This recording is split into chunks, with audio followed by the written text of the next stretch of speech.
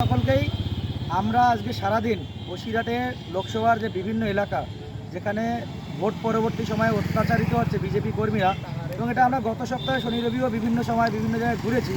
আজকে সারাদিন আমরা ঘুরেছিলাম বসিরহাটের মিনাখা বিধানসভা, হাড়োয়া বিধানসভা এবং এদিকে হিঙ্গলগঞ্জ এবং বসিরহাট দক্ষিণে এই বিধানসভাগুলো ঘুরেছি। আমার সাথে রয়েছে সেবি চক্রবর্তীজি এবং মোহন দাস দাদা। আমরা সারাদিন একটা টিম করে আরও কয়েকজন ছিল ঘুরেছি এবং বসিরহাটের স্থানীয় লোকজন এবং বিজেপি কর্মী সমিতদা বা আরও দাদারা রয়েছে।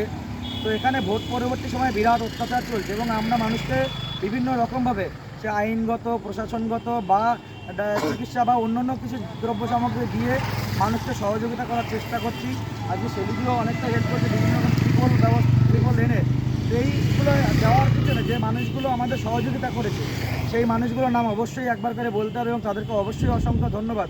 তাদের ভিতরে রয়েছেন সৌমেন্দ্র মুখার্জি দাদা, চৈতন্য হালদার দাদা, অম্লান কুসুম রয় দাদা, সায়ন পাল দাদা, অমিয় সরকার দাদা, সুমন চক্রবর্তী দাদা, সোমনাথ দত্ত দাদা, মনতোষ ঘোষ দাদা, গোপাল সরকার দাদা, কৃষ্ণকান্ত সরকার দাদা এবং ডাক্তার নারায়ণ চন্দ্র দেবনাথ।